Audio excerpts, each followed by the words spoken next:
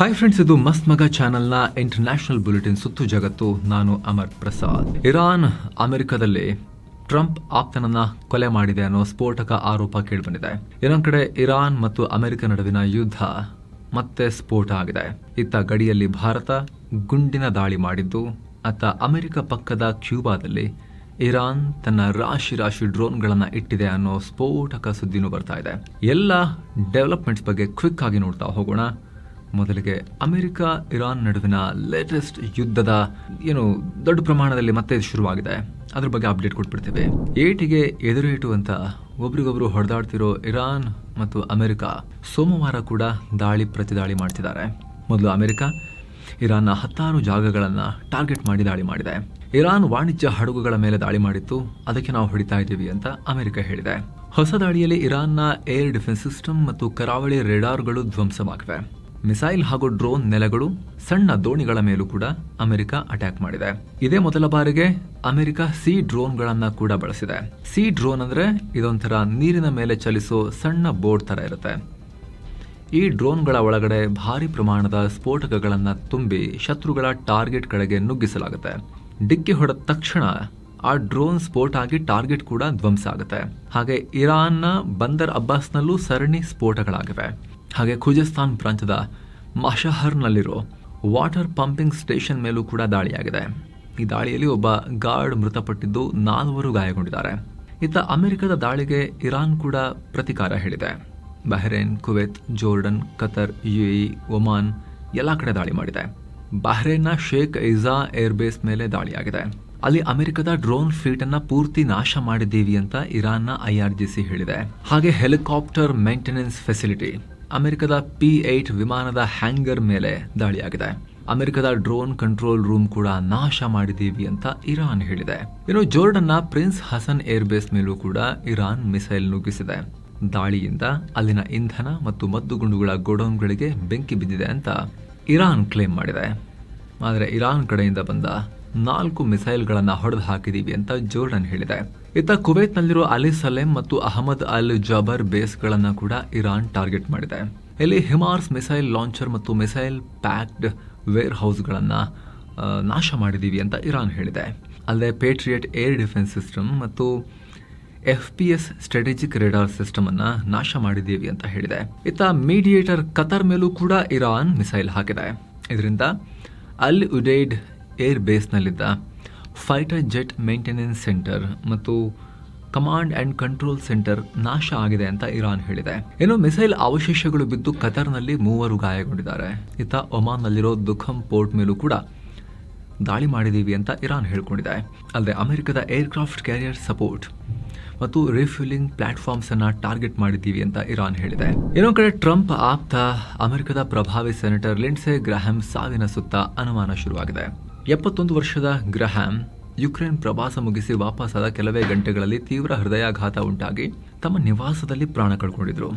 ಆದರೆ ಇದು ಸಹಜ ಸಾವಲ್ಲ, ರಷ್ಯಾ ಅಥವಾ ಇರಾನ್ ಮಾಡಿಸಿರೋ ಕೊಲೆ ಇರಬಹುದು ಅಂತ ಟ್ರಂಪ್ ಬೆಂಬಲಿಗರು, MAGA supporters, make America great again Trump movement ಅದರ ಬೆಂಬಲಿಗರು ಆರೋಪ ಮಾಡ್ತಿದ್ದಾರೆ. ಗ್ರಹಾಂ ಮೊದಲಿನಿಂದಲೂ ಇಸ್ರೇಲ್ನ ಪರಮ ಆಪ್ತರಾಗಿದ್ರು.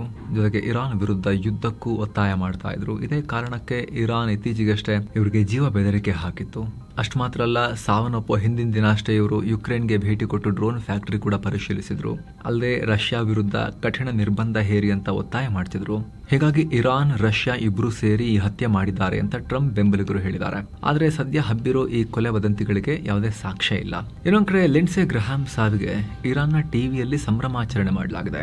ಇರಾನ್ ವಿರೋಧಿ ಯುದ್ಧ ಪ್ರೇಮಿ ಲಿಂಡ್ಸೆ ಗ್ರಹಾಂ ನರಕಕ್ಕೆ ಸೇರಿದಾನೆ, ಇದಕ್ಕಾಗಿ ಇರಾನ್ ಜನತೆಗೆ ಅಭಿನಂದನೆ ಅಂತ ಅಲ್ಲಿನ ನ್ಯೂಸ್ ಆಂಕರ್ ಲೈವ್ ನಲ್ಲೇ ಹೇಳಿಕೆ ಕೊಟ್ಟಿರೋದು ವೈರಲ್ ಆಗಿದೆ. ಮತ್ತೊಂದು ಕಡೆ ಇರಾನ್ನ ಸರ್ಕಾರಿ ಪತ್ರಿಕೆ ಹಮ್ ಶಾಹಿರಿ 13 ವಿದೇಶಿ ನಾಯಕರ ಹಿಟ್ ಲಿಸ್ಟ್ ಅನ್ನ ರಿಲೀಸ್ ಮಾಡಿದೆ. ಇವರನ್ನೆಲ್ಲ ಮುಗಿಸಿ ಇರಾನ್ ಸುಪ್ರೀಂ ಲೀಡರ್ ಖಾಮೆನೈ ಅವರ ಹತ್ಯೆಗೆ ಸೇಡ್ ತೀರಿಸಿಕೊಳ್ತೀವಿ ಅಂತ ಹೇಳ್ಕೊಂಡಿದ್ದಾರೆ. ಇದರಲ್ಲಿ ಅಮೆರಿಕ ಅಧ್ಯಕ್ಷ ಟ್ರಂಪ್, ಇಸ್ರೇಲ್ ಪ್ರಧಾನಿ Netanyahu, British prime minister Keir Starmer, France ಅಧ್ಯಕ್ಷ ಮ್ಯಾಕ್ರಾನ್, ಇಟಲಿ ಪ್ರಧಾನಿ ಮೆಲನಿ, ಜರ್ಮನ್ ಚಾನ್ಸಲರ್ ಮರ್ಜ್, ಹಾಗೆ ಅಮೆರಿಕದ ವಿದೇಶಾಂಗ ಕಾರ್ಯದರ್ಶಿ ಮಾರ್ಕೋ ರುಬಿಯೋ, ಹಾಗೆ ರಕ್ಷಣಾ ಕಾರ್ಯದರ್ಶಿ ಪೀಟ್ ಹೆಗ್ಸೆತ್ ಇದ್ದಾರೆ. ಅಲ್ಲದೆ Israel defence minister Israel cards, Israel ವಿದೇಶಾಂಗ ಸಚಿವ ಗಿಡಿಯಾನ್ ಸಾರ್, ಇಸ್ರೇಲ್ ಸೇನಾ ಮುಖ್ಯಸ್ಥ ಇಯಾಲ್ ಜಮೀರ್, ಅಮೆರಿಕದ ಸೆಂಟ್ರಲ್ ಕಮಾಂಡ್ನ ಕಮಾಂಡರ್ ಬ್ರಾಡ್ ಕೂಪರ್, ಇಸ್ರೇಲ್ನಲ್ಲಿರುವ ಅಮೆರಿಕ ರಾಯಭಾರಿ ಮೈಕಾ ಹಕಾಬಿ ಕೂಡ ಇರಾನ್ ಲಿಸ್ಟ್ ನಲ್ಲಿದ್ದಾರೆ.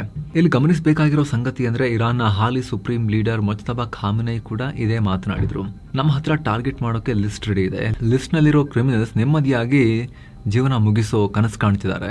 ಆದರೆ ಹಂಗಾಗಲ್ಲ, ಅವ್ರು ನೆಮ್ಮದಿಯಾಗಿ ಅವ್ರು ಎಂಡ್ ಆಗಲ್ಲ, ಭಯಾನಕವಾಗಿ ಅವ್ರು ಎಂಡ್ ಆಗ್ತಾರೆ ಅಂತ ಹೇಳಿದ್ರು. ಸೇಡ್ ತೀರಿಸ್ಕೊಳ್ಳೋದು ನಮ್ಮ ಜನರ ಇಚ್ಛೆ, ಅದನ್ನ ನಾವು ಮಾಡೇ ಮಾಡ್ತೀವಿ ಅಂತ ಹೇಳಿದ್ರು. ಈಗ ಪಟ್ಟಿ ರಿಲೀಸ್ ಆಗಿದೆ.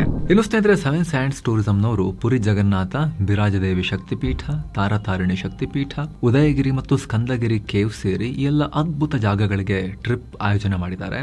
ಎಲ್ಲವನ್ನ ಒಳಗೊಂಡಿರೋ ಟ್ರಿಪ್ ಇದು. ನಿಮಗೆ ಎಕ್ಸ್ಟ್ರಾ ಏನು ಖರ್ಚಾಗಲ್ಲ. ಕನ್ನಡ ಟೂರ್ ಮ್ಯಾನೇಜರ್ ಕರ್ಕೊಂಡು ಹೋಗಿ ವಾಪಸ್ ಕರ್ಕೊಂಬಂದು ತಲುಪಿಸ್ತಾರೆ. ನೀವು ಸಿಂಗಲ್ ಸೋಲೋ ಬೇಕಾದರೂ ಹೋಗ್ಬೋದು, ಯಾಕಂದರೆ ಗ್ರೂಪಲ್ಲಿ ಕರ್ಕೊಂಡು ಹೋಗ್ತಾರೆ ನಿಮ್ಮನ್ನು ಸೇಫಾಗಿ. ವಯಸ್ಸಾದವರಿದ್ರು ಅವರು ಕೂಡ ಹೋಗ್ಬೋದು, ಅಥವಾ ಫ್ಯಾಮಿಲಿ ಸಮೇತ ಬೇಕಾದರೂ ಹೋಗ್ಬೋದು. ಆಸಕ್ತರು ಕಾಲ್ ಮಾಡಿ ಬುಕ್ ಮಾಡಿಕೊಂಡು ಹೋಗ್ಬನ್ನಿ. ಹಾರ್ಮುಜ್ ಜಲಸಂಧಿ ಸದ್ಯಕ್ಕೆ ಓಪನ್ ಆಗಲ್ಲ ಅಂತ ಇರಾನ್ ಹೇಳಿದೆ. ಇರಾನ್ನ ಪರ್ಷಿಯನ್ ಗಲ್ಫ್ ಸ್ಟ್ರೇಟ್ ಅಥಾರಿಟಿ ಈ ಘೋಷಣೆ ಮಾಡಿದೆ. ಹಾರ್ಮುಜ್ ಜಲಸಂಧಿ ಮೂಲಕ ಸದ್ಯಕ್ಕೆ ಹಡಗುಗಳ ಓಡಾಟ ಅಸಾಧ್ಯ. ಅಮೆರಿಕದ ಮಿಲಿಟರಿ ಓಡಾಟ ಜಾಸ್ತಿ ಆಗಿರೋದ್ರಿಂದ ಈ ನಿರ್ಧಾರ ಅಂತ ಹೇಳಿದ್ದಾರೆ. ಹಾರ್ಮುಜ್ ಜಲಸಂಧಿಯಲ್ಲಿ ರೂಟ್ಸ್ ಅನ್ನ ಫಾಲೋ ಮಾಡಿಲ್ಲ, ನಾವು ಹೇಳ್ದಂಗೆ ಹೋಗಿಲ್ಲ. ಅವ್ರು ಇಷ್ಟ ಬಂದಂಗೆ ಅವ್ರು ಬೇರೆ ಬೇರೆ ರೂಟಲ್ಲಿ ಹೋದ್ರು ಅಂತ ಇರಾನ್ ಸೇನೆ ವಾಣಿಜ್ಯ ಹಡಗುಗಳ ಮೇಲೆ ದಾಳಿ ಮಾಡಿತ್ತು. ಅದಾದ್ಮೇಲೆ ಅಮೆರಿಕ ಇರಾನ್ ಒಳಗಡೆ ಅಟ್ಯಾಕ್ಸ್ ಅನ್ನ ಶುರು ಮಾಡಿತ್ತು. ಇದರ ಬೆನ್ನಲ್ಲೇ ಇರಾನ್ ಹಾರ್ಮುಜ್ ಜಲಸಂಧಿಯನ್ನ ಕ್ಲೋಸ್ ಮಾಡಿದೀವಿ ಅಂತ ಡಿಕ್ಲೇರ್ ಮಾಡಿದೆ. ಇದೆಲ್ಲದರ ಪರಿಣಾಮ ಆಯಿಲ್ ಪ್ರೈಸ್ ಜಂಪ್ ಆಗಿದೆ. ಮತ್ತೆ ನಾವು ಸುದ್ದಿ ಜಗತ್ತು ರೆಕಾರ್ಡ್ ಮಾಡೋ ಟೈಮ್ನಲ್ಲಿ per barrel Brent crude oil ನ ಪ್ರೈಸ್ ನಿಯರ್ಲಿ $80 ಹತ್ರ ಹೋಗಿತ್ತು. $79-80 ಆಸುಪಾಸಲ್ಲಿತ್ತು. ಇನ್ನೊಂದ್ ಕಡೆ ಅಮೆರಿಕ ಹತ್ರ ಇರೋ ಕ್ಯೂಬಾದಲ್ಲಿ, ಅಂದ್ರೆ ಪಕ್ಕದಲ್ಲಿರೋ ಕ್ಯೂಬಾದಲ್ಲಿ ಇರಾನ್ ಡ್ರೋನ್ಗಳಿವೆ ಅಂತ ಫ್ಲೋರಿಡಾದ ಮಾಜಿ ಗವರ್ನರ್ ಜೆಬ್ ಬುಷ್ ಹೇಳಿದ್ದಾರೆ. ರಿಪೋರ್ಟ್ಸ್ ಪ್ರಕಾರ ಕ್ಯೂಬಾದಲ್ಲಿ ಬರೋಬ್ಬರಿ 300 ಇರಾನ್ ಡ್ರೋನ್ಗಳಿವೆ ಅಂತ ಬುಷ್ ಹೇಳಿದ್ದಾರೆ. ಅಗೇನ್ ಇದೊಬ್ಬ ಮಾಜಿ ಗವರ್ನರ್ ಕ್ಲೇಮ್, ನೋಡ್ಬೇಕು ಅದಕ್ಕೆ ಏನು ಆಧಾರ ಕೊಡ್ತಾರೆ ಅಂತ. ಇದೇ ಟೈಮಿಗೆ ಸರಿಯಾಗಿ ಮತ್ತೊಂದು ಕಡೆ ವಿಶ್ವಸಂಸ್ಥೆಯ ಅಮೆರಿಕದ ರಾಯಭಾರಿ ಮೈಕೆಲ್ ವಾಲ್ಟ್ಸ್ ಕ್ಯೂಬಾಗೆ ವಾರ್ನಿಂಗ್ ಕೊಟ್ಟಿದ್ದಾರೆ. ಕ್ಯೂಬಾ ನಮ್ಮ ದೇಶಕ್ಕೆ ಇರೋ ದೊಡ್ಡ ಬೆದರಿಕೆ. ವೆನೆಜುವೆಲಾ ಕೂಡ ಹಿಂಗೆ ಇತ್ತು, ಆಗ ಆ ಬೆದರಿಕೆ ನಾವು ಮುಗಿಸಿದೀವಿ ವೆನೆಜುವೆಲಾದು. ಕ್ಯೂಬಾ ಕತೆ ಕೂಡ ಹಂಗೆ ಆಗುತ್ತೆ ಅನ್ನೋ ವಾರ್ನಿಂಗ್ ಕೊಟ್ಟಿದ್ದಾರೆ. ಅತ್ತ ಪಿಒಕೆನಲ್ಲಿ ನಡೀತಾ ಇರೋ ಮಾನವ ಹಕ್ಕುಗಳ ಉಲ್ಲಂಘನೆ ವಿರುದ್ಧ ಅಮೆರಿಕದ ವಾಷಿಂಗ್ಟನ್ನಲ್ಲಿ ಪ್ರತಿಭಟನೆಯಾಗಿದೆ. ಅಮೆರಿಕದ ವೈಟ್ ಹೌಸ್ ಮುಂದೆ ಕಾಶ್ಮೀರಿ ಸಮುದಾಯದ 106 ಜನ ಪಾಕ್ ಸರ್ಕಾರ ಮತ್ತು ಮುನೀರನ ಉಗ್ರ ಸೇನೆ ವಿರುದ್ಧ ಆಕ್ರೋಶ ಹೊರಹಾಕಿದ್ದಾರೆ. ಪಿಒಕೆನಲ್ಲಿ ಉದ್ಯೋಗ ಇಲ್ಲ, ಆಹಾರ ಇಲ್ಲ, ಅಗತ್ಯ ವಸ್ತುಗಳ ಬೆಲೆ ಏರಿಕೆ ಆಗ್ತಿದೆ, ಪೊಲಿಟಿಕಲ್ ರೈಟ್ಸ್ ಜನರದ್ದು ಅದನ್ನು ಹತ್ತಿಕ್ಕಲಾಗ್ತಾ ಇದೆ ಅಂತೇಳಿ ಆಕ್ರೋಶ ವ್ಯಕ್ತಪಡಿಸಿದ್ದಾರೆ. ಶಾಂತಿಯುತವಾಗಿ ಪ್ರತಿಭಟನೆ ಮಾಡೋಕ್ಕೂ ಬಿಡ್ತಾ ಇಲ್ಲ. ಮುನೀರ್ನ ಸೇನೆ ದಾಳಿ ಮಾಡ್ತಾ ಇದೆ, ಹಲ್ಲೆ ಮಾಡ್ತಿದೆ, ಕೊಲೆಗಳನ್ನು ಮಾಡ್ತಿದೆ, ಹಸಿವಲ್ಲಿ ಜನ ಬದುಕಿಯಲ್ಲಿ ಒದ್ದಾಡ್ತಿದ್ದಾರೆ. ಕೂಡಲೇ ಪಾಕಿಸ್ತಾನ ಸೇನೆಯನ್ನು ವಾಪಸ್ ತೆಗಿಬೇಕಿಲ್ಲಿಂದ. ಅಮೆರಿಕ ಸೇರಿದಂತೆ ವಿಶ್ವಸಂಸ್ಥೆ ಪಿಒಕೆ ಜನರ ಹೆಲ್ಪ್ಗೆ ಮಧ್ಯಪ್ರವೇಶ ಮಾಡಬೇಕು ಅಂತ ಆಗ್ರಹ ಮಾಡಿದ್ದಾರೆ. ಇತ್ತ ಭಾರತ ಪಾಕಿಸ್ತಾನ ಗಡಿಯಲ್ಲಿ ಬಿಎಸ್ಎಫ್ ಯೋಧರು ಗುಂಡಿನ ಉತ್ತರವನ್ನ ಕೊಟ್ಟಿದ್ದಾರೆ.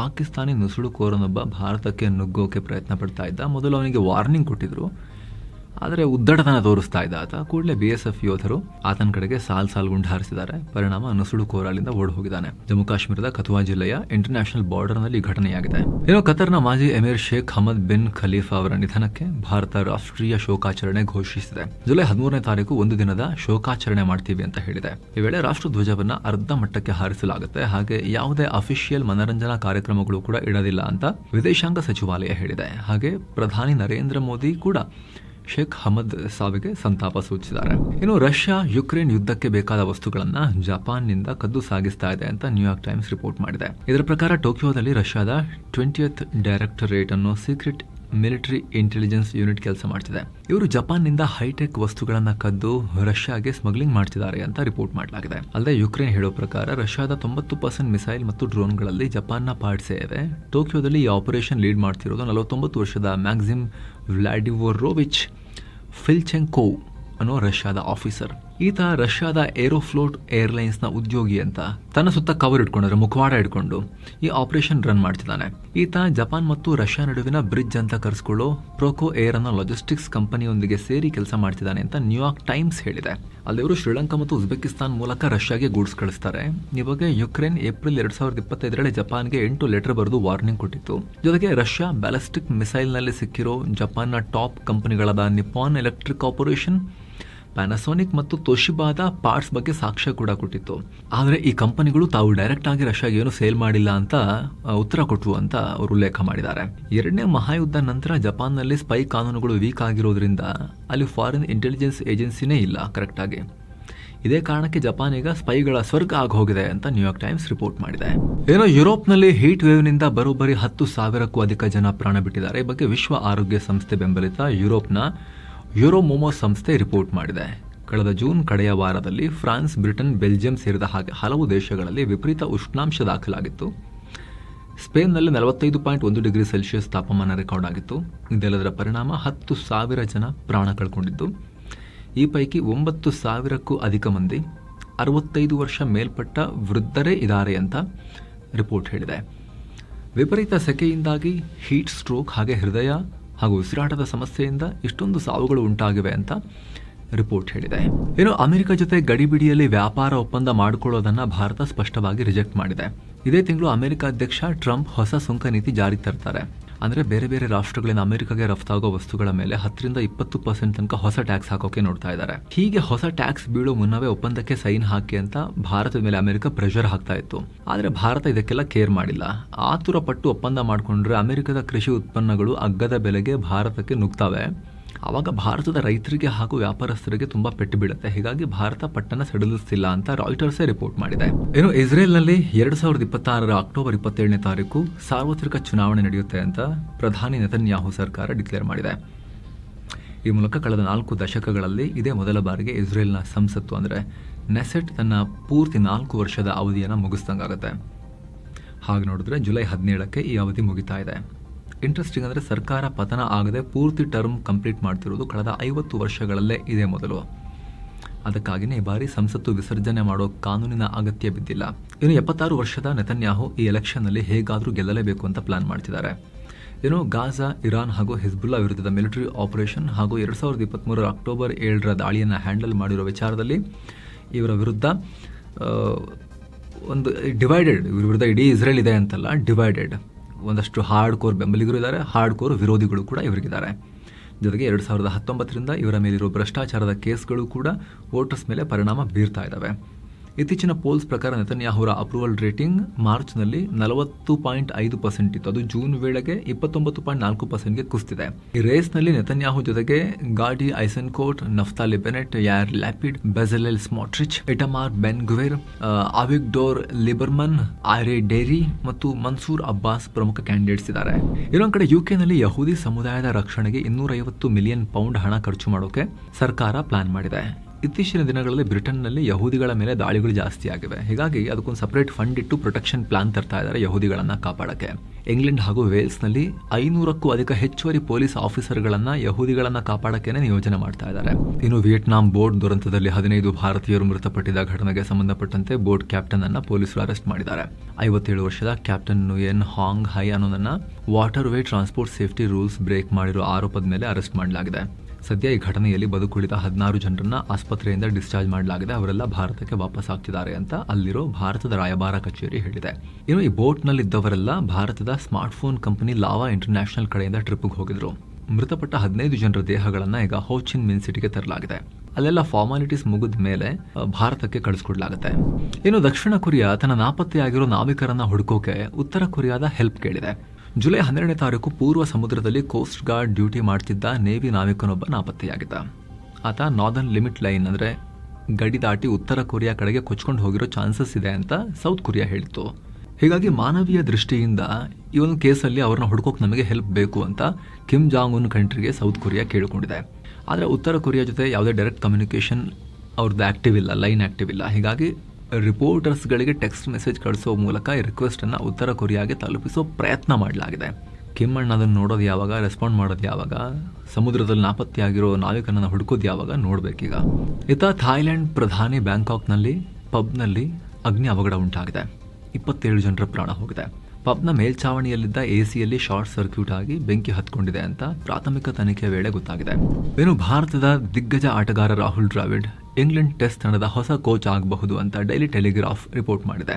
ನ್ಯೂಜಿಲೆಂಡ್ ವಿರುದ್ಧದ ಟೆಸ್ಟ್ ಸರಣಿ ಸೋಲಿನ ಬೆನ್ನಲ್ಲೇ ಬ್ರೆಂಡನ್ ಮೆಕ್ಕಲಮ್ರನ್ನ ಇಂಗ್ಲೆಂಡ್ ಕೋಚ್ ಹುದ್ದೆಯಿಂದ ಕೆಳಗಿಳಿಸಲಾಗಿದೆ. ಹೀಗಾಗಿ ಮುಂದಿನ ಆಶಸ್ ಸರಣಿಗಾಗಿ ಇಂಗ್ಲೆಂಡ್ ಹೊಸ ಕೋಚ್ ಹುಡುಕಾಟದಲ್ಲಿದೆ. ಸದ್ಯ ಇಂಗ್ಲೆಂಡ್ ಕ್ರಿಕೆಟ್ ಮಂಡಳಿ ರೆಡಿ ಮಾಡಿರೋ ಶಾರ್ಟ್ ಲಿಸ್ಟ್ನಲ್ಲಿ ದ್ರಾವಿಡ್ ಹೆಸರು ಮುಂಚೂಣಿಯಲ್ಲಿದೆ. ಇವರ ಜೊತೆಗೆ ಜಿಂಬಾಬ್ವೆಯ ಆಂಡಿ ಫ್ಲವರ್ ಮತ್ತು ಇಂಗ್ಲೆಂಡ್ನ ರಿಚರ್ಡ್ ಡಾವ್ಸನ್ ಕೂಡ ಕೋಚ್ ರೇಸ್ನಲ್ಲಿದ್ದಾರೆ. ಆದರೆ ಇತ್ತೀಚೆಗಷ್ಟೇ ದ್ರಾವಿಡ್ ಗೈಡೆನ್ಸ್ನಲ್ಲಿ ಭಾರತ 2024ರಲ್ಲಿ T20 ವರ್ಲ್ಡ್ ಕಪ್ ಗೆದ್ದಿದೆ. ಜೊತೆಗೆ 2023ರಲ್ಲಿ ಭಾರತ ಏಕದಿನ ವರ್ಲ್ಡ್ ಕಪ್ ಮತ್ತು ಟೆಸ್ಟ್ ಫೈನಲ್ಗೆ ಹೋಗಿತ್ತು. ಹೀಗಾಗಿ ಇಂಗ್ಲೆಂಡ್ ಮೋಸ್ಟ್ಲಿ ದ್ರಾವಿಡ್ ಕಡೆನೇ ವಾಲ್ಬಹುದು ಅಂತ ಉಲ್ಲೇಖ ಮಾಡಲಾಗಿದೆ. ಟ್ಯಾಲೆಂಟ್ ಪಿಕ್ ಮಾಡೋದ್ರಲ್ಲಿ ದ್ರಾವಿಡ್ ಗ್ರೇಟ್ ಸಕ್ಸಸ್ಸನ್ನು ತೋರಿಸಿರೋದ್ರಿಂದ ಭಾರತದಲ್ಲಿ ಹೊಸ ಪ್ರತಿಭೆಗಳನ್ನು ಹುಡುಕೋದ್ರಲ್ಲೂ ಕೂಡ ಇಂಗ್ಲೆಂಡ್ಗೆ ಅವರು ಫೇವ್ರೇಟ್ ಆಗಿ ಕಾಣಿಸ್ತಿದ್ದಾರೆ ಅಂತ ಹೇಳಲಾಗ್ತಿದೆ. ಸೊ ಫ್ರೆಂಡ್ಸ್, ಇದಾಗಿತ್ತು ಇವತ್ತಿನ ಜಗತ್ತಿನ ಸುತ್ತಾಟ. ಕಡೆದಾಗಿ ನಿಮ್ಮಲ್ಲಿ ಒಂದು ಮನವಿ ಸ್ನೇಹಿತರೆ, ವಿಡಿಯೋ ಕೆಳಗಿರೋ ಜಾಯಿನ್ ಬಟನ್ ಮೇಲೆ ಕ್ಲಿಕ್ ಮಾಡುವ ಮೂಲಕ ಆಸಕ್ತ ವೀಕ್ಷಕರು ನಮ್ಮ ಚಾನಲ್ಗೆ ಮೆಂಬರ್ಸ್ ಆಗಿ ಜಾಯಿನ್ ಆಗಬಹುದು. ಆವಾಗ ಎಲ್ಲ ಮೆಂಬರ್ ಓನ್ಲಿ ವೀಡಿಯೋಸನ್ನು ನೀವು ನೋಡೋಕೆ ಶುರು ಮಾಡ್ಬೋದು. ಸ್ನೇಹಿತರೆ, ನಾವು ಮೆಂಬರ್ಸ್ಗೋಸ್ಕರನೇ ಪ್ರತ್ಯೇಕ ವೀಡಿಯೋಸನ್ನು ಪಬ್ಲಿಷ್ ಮಾಡ್ತಾ ಇದ್ದೀವಿ. Member only weekly business news, ಹಾಗೆ ರೆಗ್ಯುಲರ್ ಆಗಿ ನಾವು ಲೈಫ್ಗೆ ವ್ಯಾಲ್ಯೂ ಆ್ಯಡ್ ಮಾಡಬಹುದಾದ ವಿಶೇಷ ಮಾಹಿತಿಯ ಸ್ಪೆಷಲ್ ವಿಡಿಯೋ ಸೀರೀಸನ್ನು ಕೂಡ ಪಬ್ಲಿಷ್ ಮಾಡ್ತಾ ಇದ್ದೀವಿ. ನೀವು ವಿಡಿಯೋ ಕೆಳಗಿರೋ ಜಾಯಿನ್ ಬಟನ್ ಮೇಲೆ ಕ್ಲಿಕ್ ಮಾಡಿ ಒಂದ್ಸಲಿ ಆಲ್ರೆಡಿ ಪಬ್ಲಿಷ್ ಆಗಿರೋ ಈ ವಿಡಿಯೋಸನ್ನು ಒಂದ್ಸಲಿ ಸ್ಕ್ರೋಲ್ ಮಾಡಿ ನೋಡ್ಬೋದು. ಅದರಲ್ಲಿ ವ್ಯಾಲ್ಯೂ ಇದೆ ಅಂತ ಅನಿಸಿದ್ರೆ ಮಂತ್ಲಿ ಒಂದು ಸ್ಮಾಲ್ ಕಾಸ್ಟ್ಗೆ ನೀವು ನಮ್ಮ ಮೆಂಬರ್ಶಿಪ್ ಕಮ್ಯುನಿಟಿಯನ್ನು ಸೇರ್ಬೋದು. ಇದರಿಂದ ನೀವು ಮೆಂಬರ್ ಓನ್ಲಿ ವೀಡಿಯೋಸನ್ನು ನೋಡೋದು ಮಾತ್ರ ಅಲ್ಲ ಸ್ನೇಹಿತರೆ, ನಮ್ಮ ಚಾನಲ್ಗೆ ನಿಮ್ಮ ಬೆಂಬಲ ಕೊಟ್ಟ ಹಾಗೂ ಕೂಡ ಆಗುತ್ತೆ ನಮ್ಮ ಉತ್ತಮ ಗುಣಮಟ್ಟದ ಕೆಲಸವನ್ನು ಕಂಟಿನ್ಯೂ ಮಾಡೋಕ್ಕೆ. ಆಸಕ್ತರು ವಿಡಿಯೋ ಕೆಳಗಿರೋ ಜಾಯಿನ್ ಬಟನ್ ಚೆಕ್ ಮಾಡಿ ಸ್ನೇಹಿತರೆ, ಡೀಟೇಲ್ಸ್ ಚೆಕ್ ಮಾಡಿ. ಮತ್ತೆ ಭೇಟಿ ಆಗ್ತಿರೋಣ. ನಮಸ್ಕಾರ.